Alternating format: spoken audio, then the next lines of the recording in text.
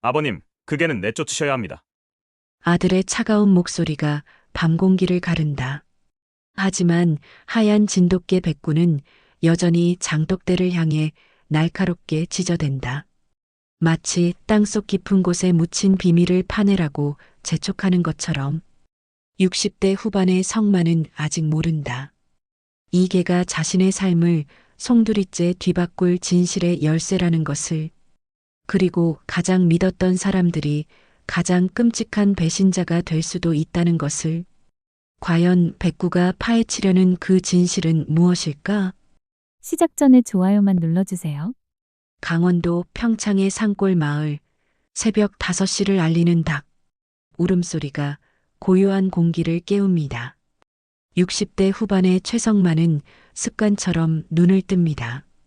창밖으로 스며드는 희미한 빛이 그의 주름진 얼굴을 비춥니다. 30년을 함께 살았던 아내의 빈자리가 여전히 커다란 구멍처럼 느껴집니다. 부엌으로 향하는 성만의 발걸음은 무겁고 느립니다. 그는 여전히 두 사람분의 밥상을 차립니다. 3년 전 아내를 떠나보낸 뒤로도 변하지 않은 습관입니다. 아직도 두 그릇 차리는 버릇이 안 고쳐지네라고 혼잣말을 하며 쓸쓸한 미소를 짓습니다. 반찬 그릇들을 하나씩 놓으면서도 무의식 중에 아내의 목까지 준비하는 자신을 발견합니다. 식탁에 홀로 앉은 성만, 반찬을 집어도 대화할 상대가 없습니다. 텔레비전 소리만이 정막을 메우고 있습니다. 뉴스에서는 도시의 바쁜 일상을 전하지만 그에게는 다른 세상 이야기처럼 들립니다. 식사는 금방 끝나고 빈 그릇들만이 남습니다. 설거지를 하면서도 그는 자신도 모르게 아내의 이름을 부르곤 합니다. 농기구를 챙긴 성만은 뒷산 밑밭으로 향합니다. 삽을 들고 잡초를 뽑으며 구슬땀을 흘립니다. 60년 넘게 살아온 이 땅에는 그의 모든 추억이 스며 있습니다. 마을 사람들이 하나둘 도시로 떠나도 그는 끝까지 이곳을 지키겠다고 다짐합니다. 난 여기서 끝까지 살겠다는 그의 목소리에는 외로움과 의지가 함께 담겨 있습니다. 오후가 되자 더위가 기승을 부립니다. 성만은 그늘에 앉아 잠시 숨을 고릅니다. 예전에는 아내가 보리차를 끓여 가져다 주곤 했는데 이제는 혼자서 모든 것을 해결해야 합니다. 밭 한쪽에서 자라고 있는 토마토를 바라보며 그는 미소를 짓습니다. 아내가 좋아했던 방울토마토였습니다. 해가 서쪽으로 기울어갈 무렵 성만은 무거운 발걸음으로 집에 돌아옵니다. 대문을 열고 들어서는 순간 적막한 집안이 그를 맞이합니다. 거실벽에 걸린 아내의 사진만이 말없이 그를 바라보고 있습니다. 그 사진 속 아내는 여전히 따뜻한 미소를 띠고 있었습니다. 저녁을 준비하면서도 성만은 습관적으로 두 사람 분을 만듭니다. 이제는 혼자라는 현실을 받아들이면서도 마음 한구석에서는 여전히 아내를 기다리고 있는 자신을 발견합니다. 저녁 식사 역시 조용히 끝나고 그는 텔레비전 앞에 앉아 시간을 보냅니다. 그때였습니다. 멀리서 이상한 울음소리가 들려옵니다. 처음엔 바람 소리인 줄 알았지만 점점 선명해지는 것은 애절한 동물의 울음이었습니다. 성만은 고개를 들어 소리가 나는 방향을 바라봅니다. 그 울음소리는 마치 누군가 간절히 도움을 청하는 것 같았습니다. 성만의 평범하고 고독한 하루는 이 순간부터 조금씩 흔들리기 시작합니다. 그는 아직 모릅니다. 이 울음소리가 자신의 인생을 완전히 바꿀 운명적 만남의 시작이라는 것을, 그리고 곧 그의 삶에 찾아올 충격적인 진실의 전주곡이라는 것을 말입니다. 울음소리를 따라 나선 성만은 마을 앞 포장도로에서 끔찍한 광경을 목격합니다. 하얀 진돗개 한 마리가 피투성이가 된 채 도로 위에 쓰러져 있었습니다. 한쪽 뒷다리가 이상하게 꺾여 있고 순백의 털에는 핏자국이 선명하게 배어 있습니다. 개는 가쁜 숨을 몰아쉬며 약하게 끙끙거리고 있었습니다. 성만이 조심스럽게 다가가려는 순간 멀리서 화물차의 굉음이 들려옵니다. 거대한 트럭이 빠른 속도로 이쪽을 향해 달려오고 있었습니다. 밤길을 달리는 운전사는 도로 위의 개를 발견하지 못한 채 그대로 돌진하고 있었습니다. 성만은 순간 망설였습니다. 하지만 개의 처량한 눈빛을 보는 순간 몸이 먼저 움직였습니다. 그는 반사적으로 몸을 던져 개를 품에 안고 길가 밭으로 굴러떨어졌습니다. 바로 그 순간 화물차가 요란한 소음을 내며 지나갔습니다. 트럭이 지나간 자리에는 바람만이 휘몰아쳤습니다. 가슴이 터질 듯 뛰는 심장을 진정시키며 성만은 품속의 개를 내려다봅니다. 개는 여전히 떨고 있지만 성만의 품에서 조금씩 안정을 찾아가고 있었습니다. 괜찮아. 내가 도와줄게라고 속삭이자 개의 눈빛이 흔들립니다. 마치 오랫동안 기다려온 구원자를 만난 것처럼 말입니다. 집으로 돌아온 성만은 응급처치를 시작합니다. 소독약을 찾고 깨끗한 수건을 준비합니다. 개는 처음엔 경계심을 보였지만 성만의 부드러운 손길을 느끼며 점차 긴장을 풉니다.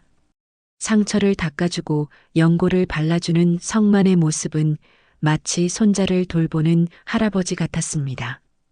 치료가 끝나자 성만은 따뜻한 밥에 참치를 비벼 개에게 내어줍니다. 개는 조심스럽게 냄새를 맡더니 천천히 먹기 시작합니다.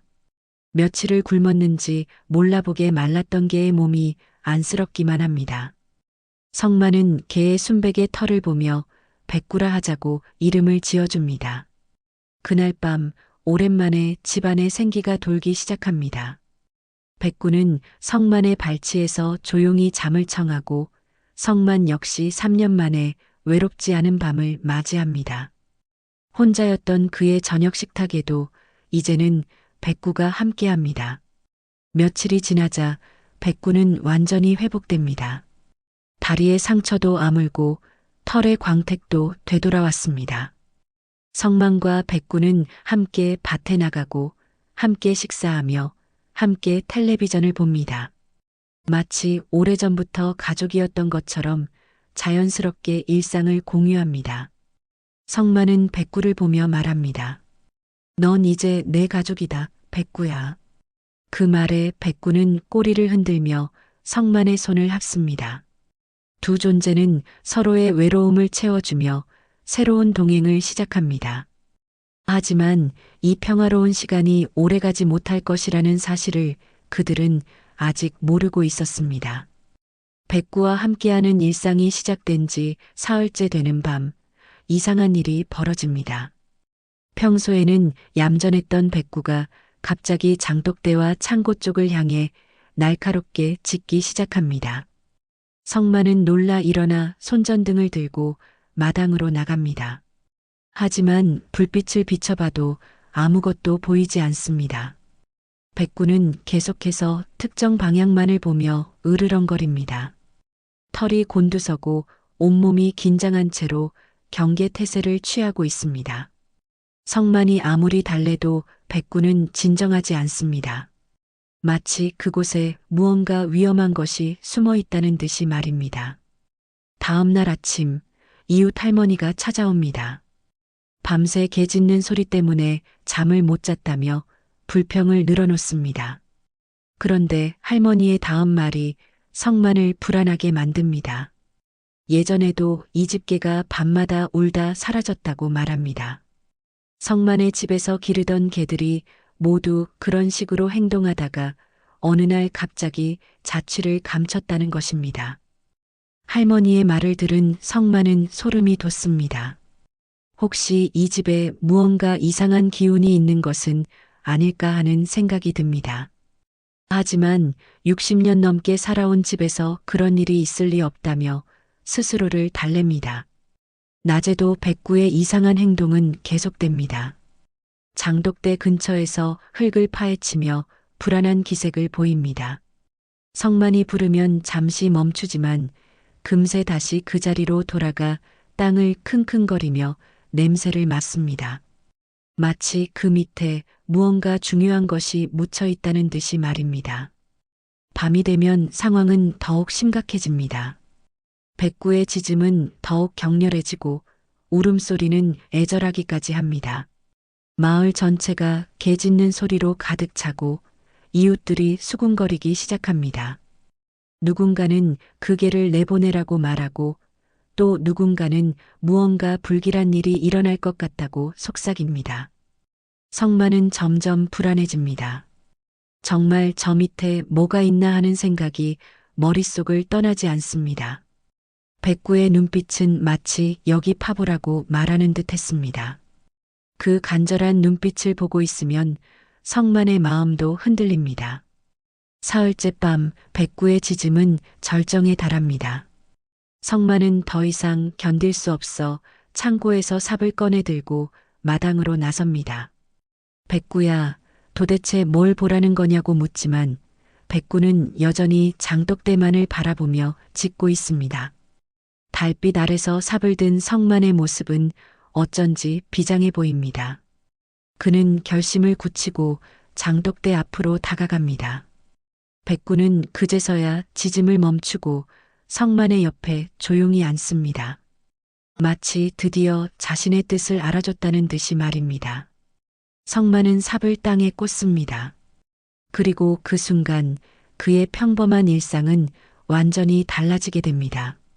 백구가 그토록 알리고 싶었던 진실이 드러나기 시작하는 순간이었습니다. 성만은 떨리는 손으로 삽을 장독대 옆 땅에 꽂습니다. 백구는 조용히 그 옆에 앉아 성만의 작업을 지켜봅니다. 마치 오랫동안 기다려온 순간이 드디어 왔다는 듯이 말입니다. 첫 삽을 뜨자 평소보다 부드러운 흙이 나옵니다. 누군가 이곳을 팠다가 다시 메운 흔적이 역력합니다. 30분 정도 파자 성만의 삽 끝에 무언가 딱딱한 것이 걸립니다. 손으로 흙을 걷어내자 검은 비닐봉지가 드러납니다. 비닐봉지는 여러 겹으로 단단히 쌓여 있었고 그 안에는 낡은 가죽 트렁크가 들어 있었습니다. 트렁크는 오래된 것으로 보이지만 의외로 상태가 양호했습니다. 성만은 트렁크를 마루로 옮겨놓고 자물쇠를 살펴봅니다. 녹이 슬어 제대로 닫히지 않은 자물쇠를 힘주어 열자 곰팡이 냄새와 함께 묵은 냄새가 코를 찌릅니다. 몇 년 동안 땅속에 묻혀 있었던 냄새였습니다. 트렁크를 열자 성만의 얼굴이 굳어집니다. 안에는 여성용 가방과 옷가지들이 들어 있었습니다. 분홍색 블라우스, 청바지, 그리고 하이힐 한 켤레. 모두 젊은 여성의 것으로 보이는 물건들이었습니다. 성만은 조심스럽게 옷가지들을 하나씩 꺼내 살펴봅니다. 가방을 열자 그 안에서 지갑이 나옵니다. 지갑 안에는 신분증이 들어 있었습니다. 성만은 신분증을 들여다보고 그 자리에서 얼어붙습니다. 신분증에 적힌 이름은 김민정. 그 순간 성만의 손이 격렬하게 떨리기 시작합니다. 민정은 5년 전 갑자기 사라진 둘째 아들 기철의 아내였습니다. 당시 기철은 아내가 가출했다고 말했습니다. 부부 사이가 좋지 않아 집을 나갔을 것이라고 했습니다. 성만도 며느리의 성격을 생각해 그럴 수 있다고 여겼습니다. 하지만 그 며느리의 물건이 자신의 집 마당에서 나온 것입니다. 성만은 다시 옷가지들을 자세히 살펴봅니다. 블라우스에는 갈색 얼룩이 군데군데 배어 있습니다. 시간이 지나 변색되긴 했지만 핏자국으로 보였습니다. 구두에도 비슷한 얼룩이 있었고 가방 끈 부분도 찢어져 있었습니다. 백구는 트렁크 옆에서 낮게 울부짖습니다. 마치 슬픔을 표현하는 것처럼 애절한 소리였습니다. 성만은 백구를 바라보며 깨닫습니다. 이 개는 처음부터 이 사실을 알고 있었다는 것을, 그리고 자신에게 이 진실을 알려주기 위해 나타났다는 것을 말입니다. 성만의 머릿속이 혼란스럽습니다. 민정이 정말 가출한 것이 아니라면? 그렇다면 5년 전 그날 밤 무슨 일이 일어난 것일까? 그리고 왜 민정의 물건이 자신의 집 마당에 묻혀 있는 것일까? 성만은 눈앞이 아득해집니다. 민정아, 내가 왜 여기서 나와라고 중얼거리는 성만의 목소리는 떨리고 있었습니다. 그는 아직 전체 진실을 모르지만 이미 불길한 예감이 가슴을 짓누르고 있었습니다. 그리고 이것이 단순한 가출 사건이 아니라 훨씬 더 끔찍한 일의 시작이라는 것을 직감합니다. 트렁크를 발견한 지 사흘 뒤 첫째 아들 기태가 불쑥 찾아옵니다. 평소라면 전화 한 통 없이 오는 일이 없던 기태였는데 이번에는 예고도 없이 나타났습니다. 성만은 기태를 반갑게 맞이하지만 마음 한구석에서는 불안감이 스멀스멀 올라옵니다. 기태는 집 안팎을 둘러보며 이상하게 예민한 모습을 보입니다. 특히 마당을 걸을 때 장독대 쪽을 유심히 관찰합니다. 성만이 최근에 밭을 갈았느냐고 묻자 기태는 마당 흙이 새로 파헤쳐진 것 같다며 의미심장한 말을 던집니다. 성만은 당황하며 별일 아니라고 둘러댑니다. 그때 백구가 나타납니다. 평소에는 온순했던 백구가 기태를 보자마자 거세게 짖으며 으르렁거립니다. 털이 곤두서고 이빨을 드러내며 위협적인 자세를 취합니다. 마치 기태를 적으로 인식한 것처럼 보입니다. 아버님, 걔가 왜 이렇게 사납습니까? 라고 묻는 기태의 목소리에는 불편함이 역력합니다. 그는 백구에게서 시선을 떼지 못합니다. 성만은 처음 보는 사람이라 그런 것 같다며 백구를 달래려 하지만 백구는 여전히 기태를 향해 경계심을 늦추지 않습니다. 저녁 식사 시간, 성만은 조심스럽게 민정 이야기를 꺼냅니다. 기철이는 요즘 어떻게 지내느냐고 묻자 기태의 표정이 굳어집니다. 민정이가 집을 나간 지 벌써 5년이 됐는데 소식이 없다며 안타까워하는 성만의 말에 기태는 침묵으로 일관합니다. 그런데 성만이 혹시 민정이가 무슨 일을 당한 건 아닐까 하는 걱정을 표현하자 기태의 손이 순간 멈춥니다. 젓가락을 든 손이 미세하게 떨리는 것을 성만이 놓치지 않습니다. 기태는 서둘러 그런 생각은 하지 말라며 민정이는 분명 어디선가 잘 살고 있을 것이라고 말합니다. 식사 후 기태는 하룻밤 자고 가겠다고 합니다. 성만은 반가워하며 방을 내어줍니다. 하지만 밤이 깊어가자 성만은 이상한 것을 목격합니다. 기태가 손전등을 들고 마당을 돌아다니고 있는 것입니다. 창문 틈으로 몰래 지켜보니 기태는 특히 트렁크를 발견한 장독대 근처를 오랫동안 살펴보고 있었습니다. 기태는 땅 표면을 자세히 관찰하며 무언가를 확인하려는 듯 했습니다. 삽으로 판 흔적이 있는지, 흙이 새로 메워진 곳이 있는지 꼼꼼하게 살펴봅니다. 그 모습은 마치 무언가를 찾고 있거나 아니면 무언가가 발견되지 않았나 확인하는 것 같았습니다. 백구는 기태의 이런 행동을 계속 주시하며 낮게 으르렁거립니다. 기태가 장독대 근처에 가까이 갈 때마다 백구의 경계심은 더욱 강해집니다.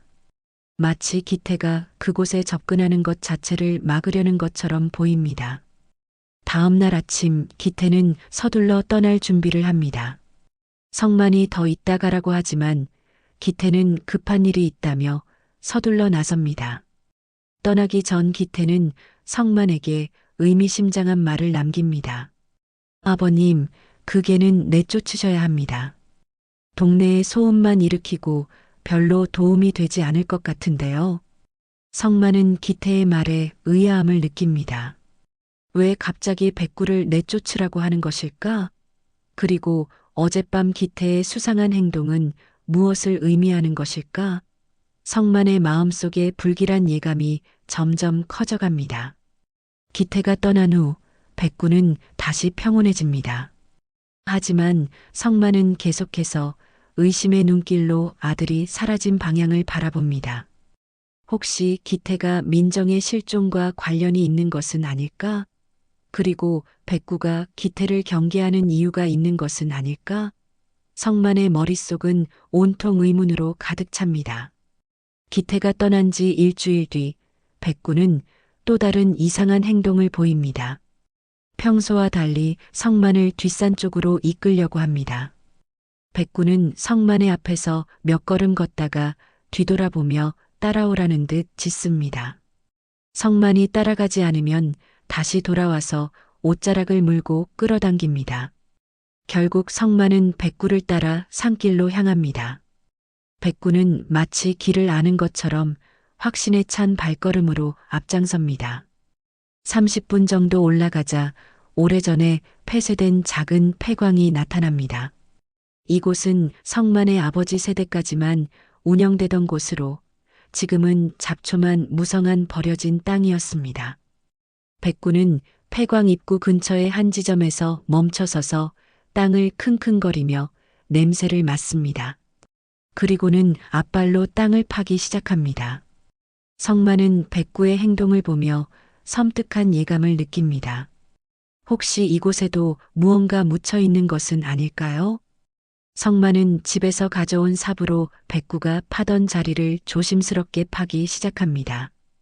얕게 파자 흙의 색깔이 다른 부분이 드러납니다. 분명히 누군가 이곳을 팠다가 다시 메운 흔적이었습니다. 성만의 손은 점점 더 빠르게 움직입니다. 한참을 파자 삽 끝에 딱딱한 무언가가 걸립니다. 성만은 조심스럽게 손으로 흙을 걷어냅니다. 그리고 그 순간 그의 얼굴이 새하얗게 질립니다. 흙 속에서 나온 것은 하얀 뼈였습니다. 분명히 사람의 것으로 보이는 뼈가 삽에 걸린 것입니다. 성만은 손으로 흙을 더 걷어냅니다. 뼈는 하나가 아니었습니다. 여러 개의 뼈들이 흩어져 있었고 그 사이로 썩은 옷가지들도 보였습니다. 성만의 숨이 막힙니다. 이것은 분명히 사람의 유해였습니다. 민정이라는 이름이 성만의 입술에서 새어나옵니다. 트렁크에서 발견한 민정의 물건들, 그리고 지금 발견한 이 유해, 모든 것이 하나로 연결되고 있었습니다. 민정은 가출한 것이 아니었습니다. 그녀는 이곳에서 죽음을 맞이했던 것입니다. 백구는 유해 옆에서 애절하게 울부짖습니다. 마치 오랫동안 이 비밀을 품고 있다가 드디어 진실을 알렸다는 듯한 울음이었습니다. 성만은 백구를 바라보며 깨닫습니다. 이 개는 처음부터 모든 것을 알고 있었다는 것을, 그리고 자신을 이곳으로 이끌기 위해 나타났다는 것을 말입니다. 성만은 떨리는 손으로 휴대폰을 꺼냅니다. 경찰에 신고해야 합니다. 사람 유해를 발견했습니다라고 말하는 그의 목소리는 떨리고 있었습니다. 5년 전에 실종된 며느리로 추정되는 유해를 발견했다고 덧붙입니다. 신고를 받은 경찰과 과학수사대가 곧 현장에 도착합니다. 폐광은 순식간에 수사 현장으로 변하고 마을은 경찰차와 구급차로 떠들썩해집니다. 성만은 경찰에게 지금까지의 경위를 설명합니다. 백구가 어떻게 트렁크를 발견하게 했는지, 그리고 이곳까지 이끌었는지를 말입니다. 과학수사대의 정밀 조사 결과 유해는 20대 후반에서 30대 초반의 여성으로 추정된다고 합니다. 민정의 나이와 일치하는 결과였습니다. 또한 두개골에서 둔기에 의한 손상 흔적이 발견됩니다. 이것은 단순한 사고사가 아니라 타살 가능성이 높다는 것을 의미했습니다. 성만은 경찰서에서 조사를 받으며 충격적인 진실을 마주합니다. 민정의 실종은 단순한 가출이 아니었습니다. 누군가가 그녀를 죽이고 이곳에 묻었던 것입니다. 그리고 그 범인은 성만과 가까운 사람일 가능성이 높다는 것을 직감합니다. 경찰 수사가 본격적으로 시작되자 충격적인 사실들이 하나씩 드러납니다. 과학수사대의 정밀 조사 결과 민정의 사인은 둔기에 의한 두부 외상이었습니다. 또한 유해 주변에서 발견된 섬유 조각들을 분석한 결과 5년 전 민정이 마지막으로 입고 있던 옷과 일치한다는 사실이 밝혀집니다. 경찰은 민정의 주변 인물들을 중심으로 수사를 확대합니다. 가장 먼저 조사 대상이 된 것은 남편인 기철이었습니다. 실종 당시 기철은 아내와 심한 다툼을 벌였다고 진술했었는데 경찰은 이 부분을 집중적으로 파헤치기 시작합니다. 기철에 대한 조사가 심화되자 그동안 숨겨졌던 진실들이 수면 위로 올라옵니다. 민정은 기철의 지속적인 폭력에 시달리고 있었다는 증언들이 나옵니다. 이웃들과 민정의 친구들이 한결같이 증언하는 내용은 기철의 심각한 가정폭력이었습니다. 더욱 충격적인 것은 실종 당일 밤의 진실이었습니다. 기철은 술에 취해 집에 들어와 민정과 격렬한 다툼을 벌였습니다. 평소보다 훨씬 심한 폭력이 행해졌고 그 과정에서 민정이 쓰러진 것입니다. 기철은 민정이 숨을 쉬지 않는 것을 확인하고는 공황 상태에 빠졌습니다. 기철은 곧바로 형인 기태에게 전화를 걸었습니다. 기태는 밤늦은 시간에 달려와 상황을 파악했습니다. 그리고 두 형제는 돌이킬 수 없는 선택을 했습니다. 경찰에 신고하는 대신 사건을 은폐하기로 한 것입니다. 기태는 동생의 범행을 숨기기 위해 치밀한 계획을 세웠습니다. 먼저 민정의 시신을 폐광에 묻고 그녀의 개인 물건들은 따로 모아서 아버지 집 마당에 숨겼습니다. 만약 수사가 시작되면 의심이 아버지에게 향하도록 유도하려는 계산이었습니다.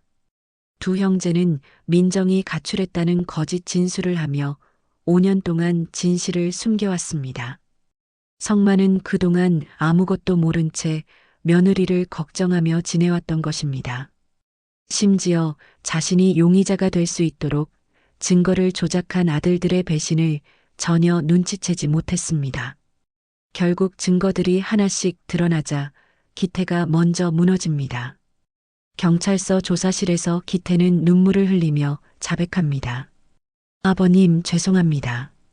그때 신고했어야 했는데 라고 말하는 기태의 목소리는 떨리고 있었습니다. 동생을 감싸려다가 더 큰 죄를 지었다고 고백합니다. 기철 역시 더 이상 버틸 수 없어 자신의 범행을 인정합니다. 그는 민정을 죽일 의도는 없었다고 주장하지만 결과적으로 그의 폭력이 민정의 목숨을 앗아간 것은 사실이었습니다. 술에 취해 이성을 잃고 저지른 일이라며 후회한다고 말하지만 이미 돌이킬 수 없는 일이었습니다. 성만은 경찰서에서 아들들의 자백을 듣고 가슴이 무너집니다. 너희가 내 며느리를 죽이고 나까지 죄인으로 만들려 했구나 라고 말하는 그의 목소리에는 분노와 절망이 함께 담겨 있었습니다. 평생 믿고 사랑했던 아들들이 이런 끔찍한 일을 저질렀다는 사실을 받아들이기 어려웠습니다. 법정에서 판결이 내려집니다. 기철은 살인죄로 무기징역을 선고받고 기태는 시체유기 및 증거인멸죄로 3년형을 받습니다. 성만은 법정에서 두 아들의 모습을 마지막으로 바라보며 눈물을 흘립니다. 내가 눈을 감았던 탓에 결국 이 지경이 되었구나라고 중얼거리는 그의 모습은 처량하기만 합니다. 모든 재판이 끝나고 진실이 밝혀진 후 성만은 집으로 돌아옵니다. 집은 예전과 같지만 모든 것이 달라 보입니다. 두 아들을 잃었다는 현실이 그를 짓누르고 있습니다. 하지만 그보다 더 큰 것은 민정에 대한 죄책감이었습니다. 며느리를 제대로 보호하지 못했다는 자책감이 그의 마음을 무겁게 만듭니다. 성만은 장독대가 있던 자리에 작은 화단을 만들기로 결심합니다. 민정의 트렁크가 묻혀 있던 그 자리에 아름다운 꽃을 심어 그녀를 추모하고 싶었습니다. 백구는 성만의 작업을 조용히 지켜보며 곁을 지킵니다. 마치 자신의 사명을 다했다는 듯 평온한 표정입니다. 화단에는 민정이 생전에 좋아했던 코스모스를 심습니다. 성만은 기철로부터 들었던 이야기를 기억해냅니다. 민정이 가을에 피는 코스모스를 특히 좋아했다는 말을 했던 것을, 하얀 코스모스와 분홍 코스모스가 바람에 흔들리는 모습은 마치 민정의 영혼이 평안을 찾은 것 같았습니다. 백구는 이제 밤마다 짖지 않습니다. 그 격렬했던 짖음은 온데간데 없고 평범한 개의 모습으로 돌아갔습니다. 마치 자신이 해야 할 일을 모두 마쳤다는 듯이 말입니다. 하지만 여전히 성만의 곁을 떠나지 않습니다. 밭에 나가도 식탁에 앉아도 마루에서 잠들 때도 늘 함께합니다. 마을 사람들은 백구를 영웅이라고 부르며 칭송합니다. 만약 백구가 없었다면 민정의 억울한 죽음은 영원히 묻혀 있었을 것이라고 말합니다. 백구는 단순한 개가 아니라 진실을 밝혀낸 정의의 사자라고 여기는 사람들도 있습니다. 어느 날 성만의 손자와 손녀들이 찾아옵니다. 아이들은 할아버지를 위로하기 위해 온 것이었습니다. 백구는 아이들과 즐겁게 놀아주며 웃음소리를 만들어냅니다. 오랫동안 웃음을 잃었던 집에 다시 생기가 돌기 시작합니다. 성만은 아이들의 웃는 모습을 보며 마음이 조금은 풀립니다. 저녁이 되면 성만은 화단 앞에 앉아 민정을 생각합니다. 미안하다는 말을 반복하며 그녀의 명복을 빕니다. 백구는 그런 성만의 옆에 조용히 앉아 함께 시간을 보냅니다. 두 존재는 서로의 상처를 어루만지며 위로하고 있었습니다. 계절이 바뀌어 가을이 오자 코스모스가 활짝 핍니다. 하얀 꽃과 분홍 꽃들이 바람에 흔들리는 모습은 정말 아름답습니다. 성만은 꽃을 바라보며 민정에게 말을 겁니다. 민정아, 이제 편히 쉬어라. 내 억울함이 모두 풀렸으니 마음 놓고 떠나거라. 그리고 성만은 백구를 바라보며 고마움을 표현합니다. 백구야, 고맙다. 넌 내 마지막 벗이다라고 속삭입니다. 백구는 꼬리를 살짝 흔들며 성만의 손을 합습니다. 마치 이제 모든 것이 끝났다는 듯이 평온한 표정입니다. 석양빛이 화단을 비추고 코스모스 꽃잎들이 황금빛으로 물듭니다. 성만과 백구는 그 아름다운 광경을 함께 바라보며 조용한 평화를 느낍니다. 비극적인 진실이 모두 드러났지만 이제는 새로운 시작을 할 수 있을 것 같습니다. 성만은 깨닫습니다.